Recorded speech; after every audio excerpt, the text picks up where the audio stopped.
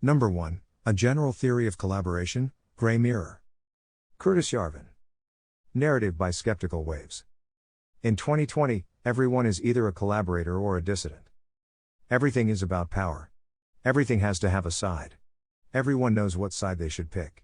Pick it, and you're a collaborator. Reject it, a dissident. Nor are these labels chosen to mean that dissidents are always right and collaborators always wrong. Far from it. Sometimes power is right, sometimes power is wrong. Always and everywhere, power defines and is defined by what you should think, do and say if you wish to flourish. This is the only sure way to know whether you are a dissident or a collaborator.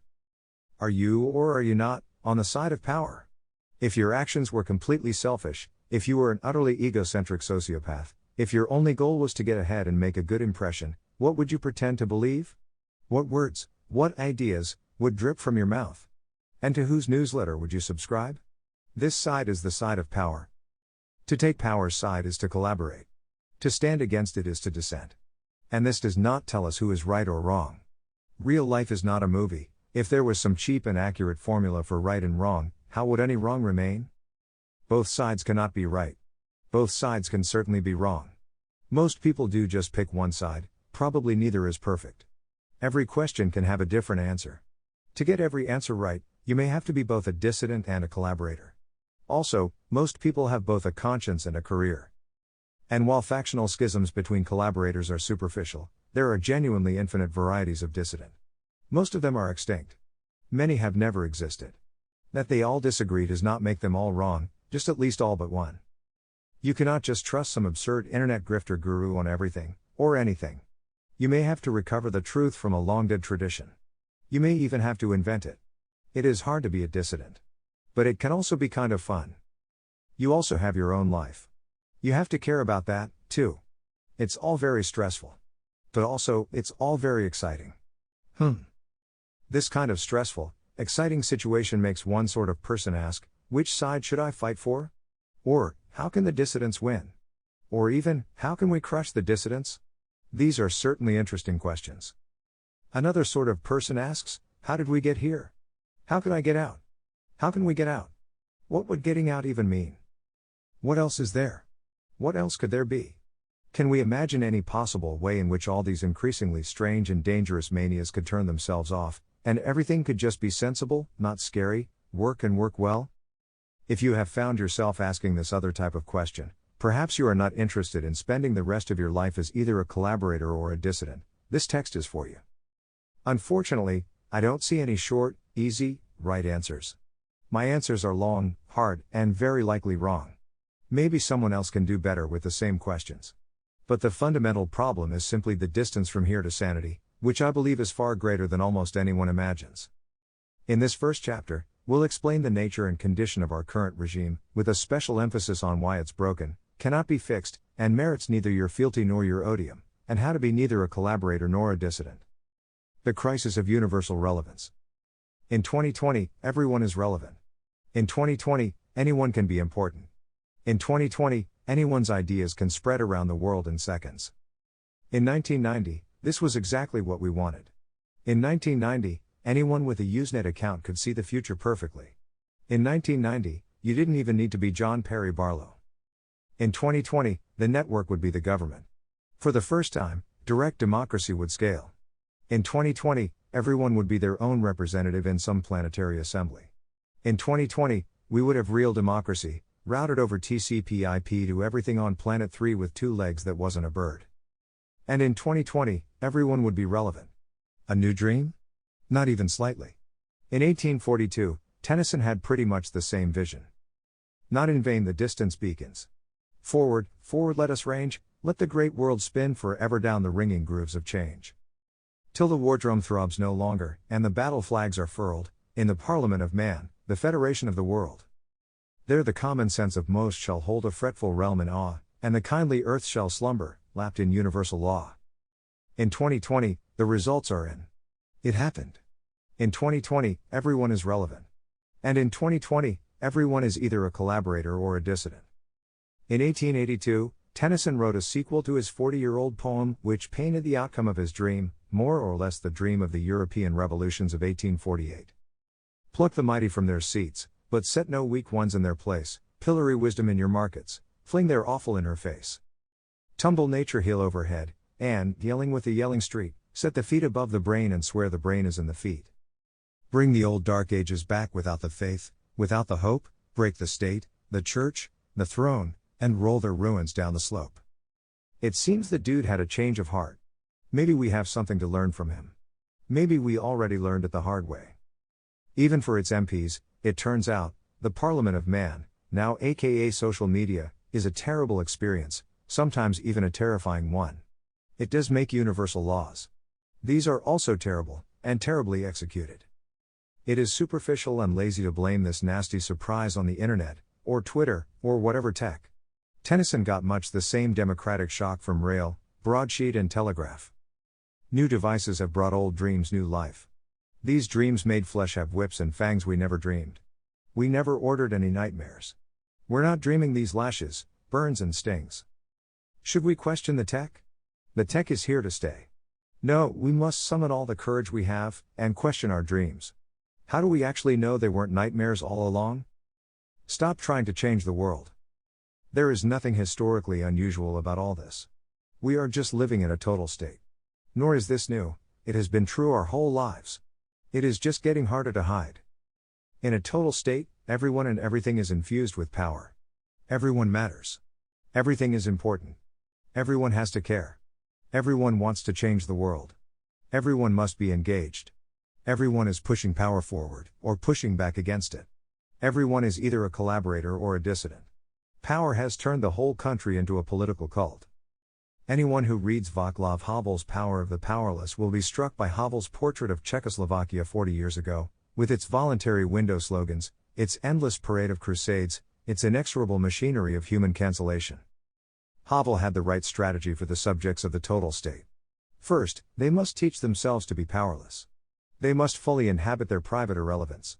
Above all, they must stop trying to change the world.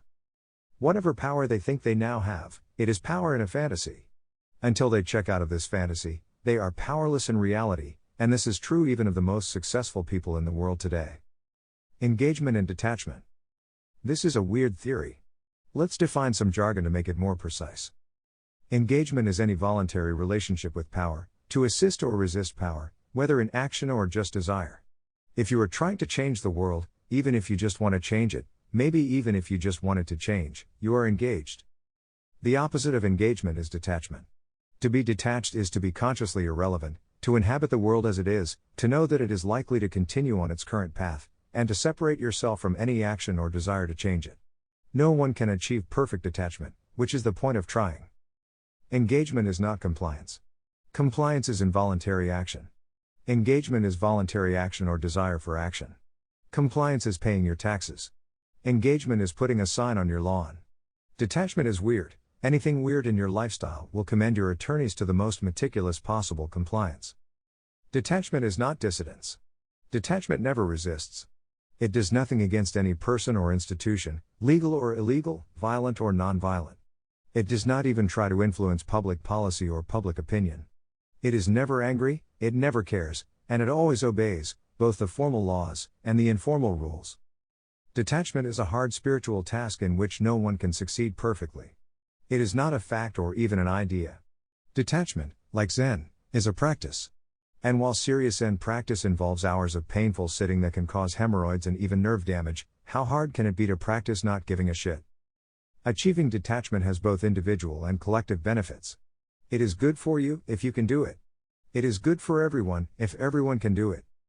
We'll see how that works as we move forward.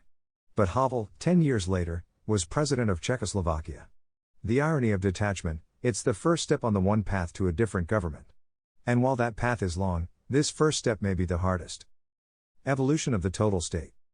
But before the path to the future, the road from the past. How did things even get this way? Let's start by looking at why everything in 2020 is so political. If we go back to the early Pleistocene, we should have the root causes covered. We will have to indulge in some really sweeping, inaccurate generalizations. Pre-civilized societies were total states, everyone was relevant. The unit of power was the tribe, everyone was a soldier or worker of the tribe, everything was about the tribe. So everything was political. Many human social instincts evolved in this period. Not all these instincts are assets today.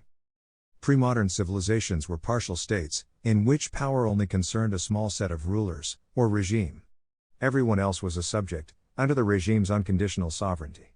The invention of subjection was the invention of civilization. It let state and society scale beyond the size of a tribe. A pure subject has no emotional relationship with power. Power demands nothing but physical compliance. Minimal compliance is non-aggression plus taxation, the libertarian paradise. While real history was never so pure, this abstraction is a normal civilized condition that we can call natural detachment.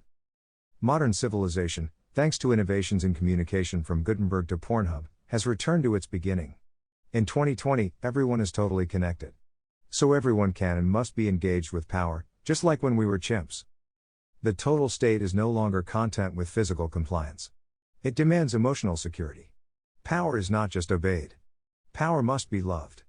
And this reversion to the total state, our most ancient form of government, makes the modern regime, despite all its toys and transistors, seem somehow surprisingly barbaric. The modern total state. We never love power directly as such.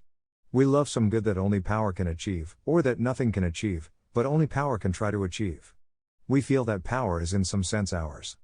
Such is always and everywhere the mindset of the collaborator, who never understands that his enemies are enemies of power, not enemies of good. When we collaborate, we are acting like normal humans, paying homage to power. When we pay homage to power, we think we are making the world a better place. Sometimes we even are, but we are always paying homage to power. But when power has our emoluments and our compliance, why does it need our homage? Why must it pester us so, for the mere trinket of love? Because it feels insecure. Power always feels insecure. Everyone wants power, so it should feel insecure. And the worse its performance, the more insecure power feels, because the more insecure it is, so the more homage it must demand. Of course, there is no conspiracy, this is historical evolution, not intelligent design. This is why we should and do distrust Orwellian total states. It's not because big lies are so bad in of themselves, the problem is whatever makes the lies necessary. Systematic mendacity and poor governance are common comorbidities. The closer a regime feels itself to death, the worse its behavior must become. The worse its behavior gets, the closer it comes to death, and the harder it must work to look good. And every regime, to almost everyone, looks absolutely immortal till the day it dies. Psychological security and political formulas. Orwellian is a bit of a slur. A more objective way to describe our late modern regime is that it finds itself heavily invested in psychological security. All regimes depend on the affection of their subjects. In some, this affection flows naturally from consistent performance and customer satisfaction, almost no security is needed. In others, it must be more engineered. This can never be done perfectly, so physical security is always necessary. But psychological security is always cheaper. An aging regime has a face like a boot, a face only a mother could love. Power still needs everyone to love it, at least, everyone in the ruling class. Since no one will openly kiss a boot, power needs its Jedi mind tricks. In the modern world, the general pattern of these tricks is to project some illusion which makes you yourself feel subjectively relevant. Objectively, you are delegating power to others. You do not literally love power, you love the good. When you collaborate, you generally win, your good can even win, but power always wins. The 19th century Italian political scientist Gaetano Mosca named these tricks political formulas. An oligarchy is not a conspiracy, no one designs today's political formulas. They evolve. The proper concern is neither the formulas nor those who follow them, it is the structural landscape that makes them inevitable and successful. One aspect of that landscape will always be our power-seeking chimp psychology, as regretted by American statesmen as venerable as John Adams and Abraham Lincoln, which is unfortunately all too well adapted to the total state. Since the human brain is an invariant, the only variable aspect of the landscape is the structure of the state. The Home Inspector's diagnosis. Our structural problem is systematic power leakage. Everything is political because everything in the government leaks power. A power leak confers sovereign power on an individual or institution not formally entrusted with it. This is like leaking nutrients into a lake, its ecosystem becomes specialized for disgusting, nutrient-loving algae. Blame the leak, not the lake. At the organizational level, power leakage grants many institutions outside the formal government substantial effective sovereignty over public policy. At the individual level, it lets everyone feel important, outside their formal powers, Like the right to vote. Systematic power leakage lets everyone feel important, even outside their legal political rights. And many institutions outside the government proper hold an enormous amount of power over it. This seems completely normal to everyone. It is not, it is evil. Mere power leaks, just an engineering problem in the structure of our governments, if a quite unfixable one, cause most of the evil in the world today. Most evil is done by unaccountable power. Most modern governments is already mostly unaccountable, but a state outside the state is profoundly, inherently, existentially and utterly unaccountable. Its job security makes Louis XIV look like a part-time dog catcher. And this is just about non-governmental organizations, which often in practice combine sovereign authority with private immunity, the best of both worlds. Worse yet, unorganized forces, or those whose organization is not visible to the state, can practice direct state-like action. A failure to suppress such extra-legal action is itself a power leak. Only collaborators can operate this way. Dissident forces in this vein are quickly crushed and punished severely. The force is once again operating as an arm of power, quite unconsciously. Its dependence on power can be concealed even from its own members, who feel they are cool rebels as they operate as the irregular auxiliaries of the Imperial Guard. These kinds of power leaks let a lot of people feel like they matter. They mean that society is not formally divided into those with power and those with none. It remains actually divided. In fact, almost no one actually has any power, in the sense of affecting government policy, and those who do have little each. But since anyone could be important, anyone can feel important. Still, most of the importance this system supplies is fake. It is certainly true that everyone instinctively wants to feel important. Also, everyone instinctively wants to eat donuts. Empty calories and delusions of grandeur are not healthy. These motivations, amongst the ground apes of the Pleistocene, did evolve for coldly rational biological reasons.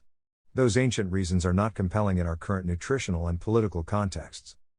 When we all eat donuts all the time, we all get fat. When we all feel important all the time, our government becomes dysfunctional and often actively vicious. And socially and even professionally, we all start behaving like Robespierre's teenage girlfriend.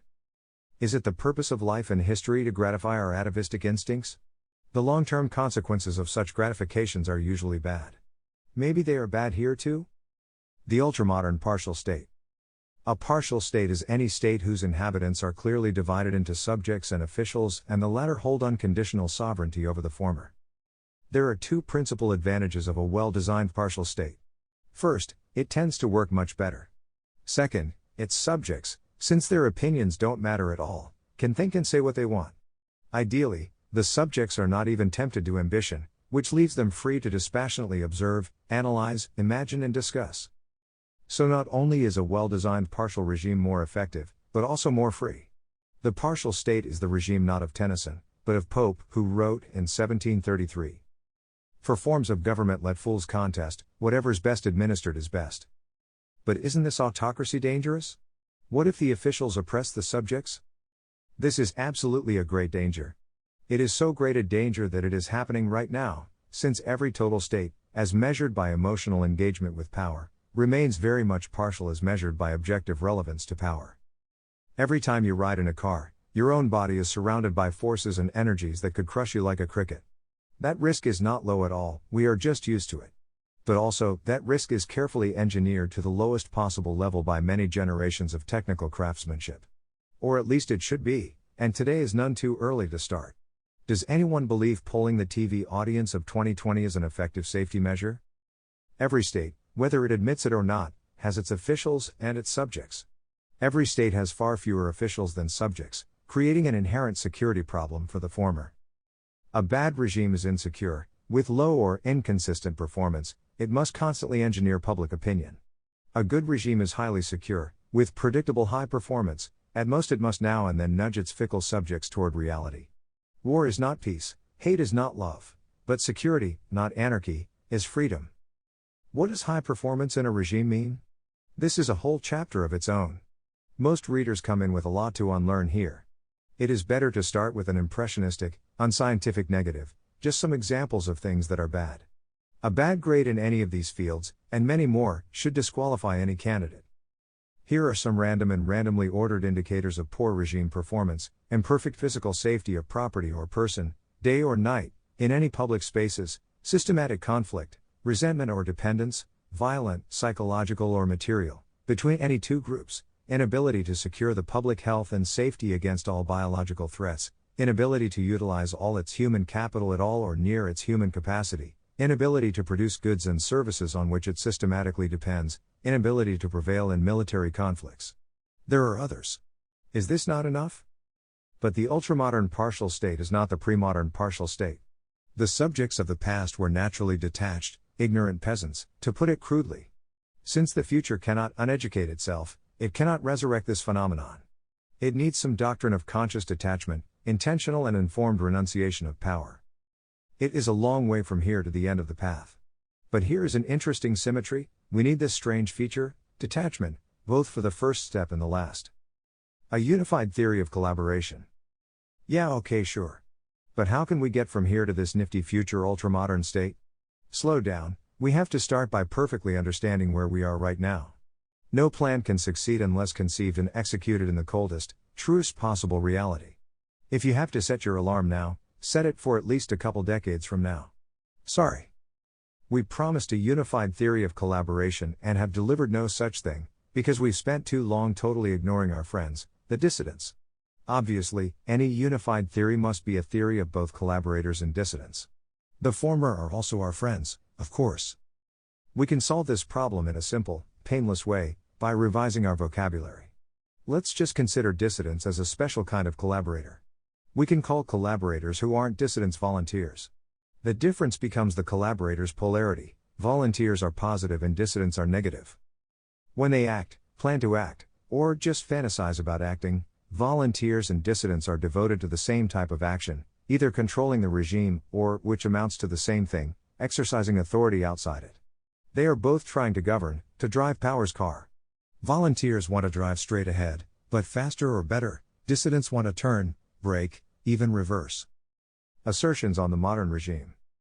While the above may have taught you a bit, it has two serious flaws. First, the poetry is slightly tinkered with, just for 21st century punch. Sorry, Tennyson. Second, while I normally try to be very concrete, I can't help using the word power in a rather ethereal, even continental way. Third, anyone who has read this far may have noticed polemical statements, catchy hypotheses, stated without evidence.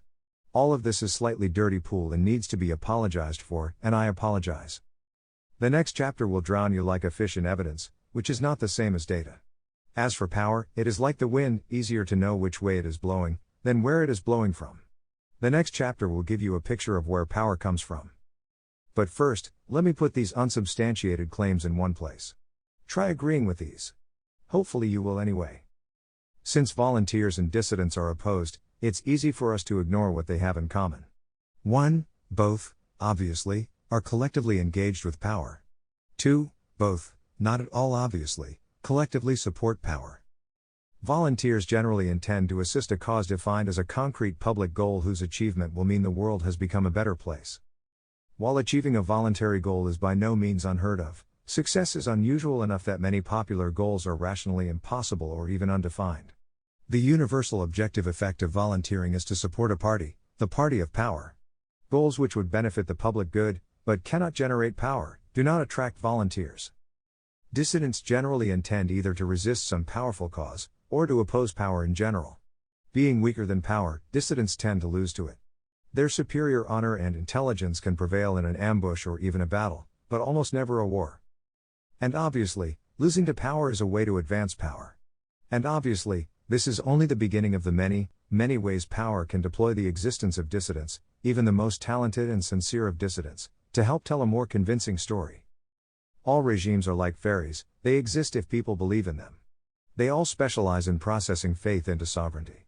This factory can process more than one kind of belief, in more than one kind of way.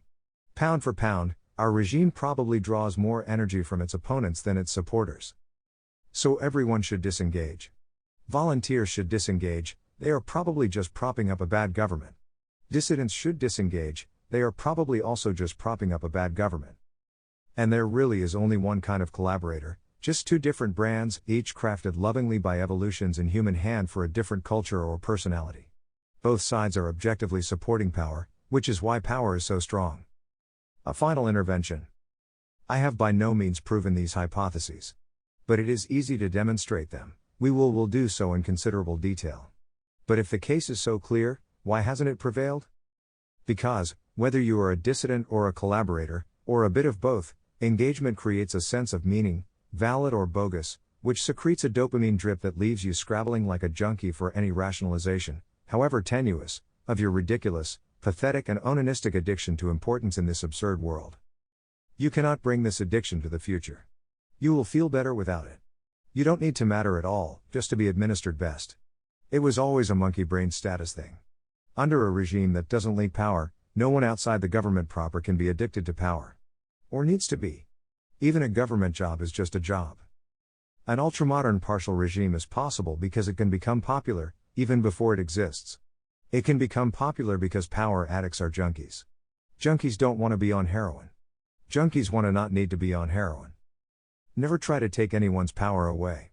Instead, understand why they feel they need that power. If you can give them a way to let go of it, they are often happy to do so. Power is fun, power is a burden. Over time, fun decreases and burden increases. One day, the regime falls peacefully, even joyously, as soon as it has some next regime it can surrender to. And designing that regime is neither dissidence nor volunteering. Subscribe for the full saga. This premium content is absolutely free and you should send it to all your friends. The next chapter will also be free. Subsequent chapters will be or entirely walled. It's a shitty world and rethinking all this crap isn't cheap, so please excuse the grift. If you can, please wait till July to buy a paid subscription. If you subscribe in June, I have to offer you a free signed, numbered copy of the book. This reckless promise is already looming as more of a fulfillment hassle than I expected, also debasing any potential value of this extremely dubious collectible.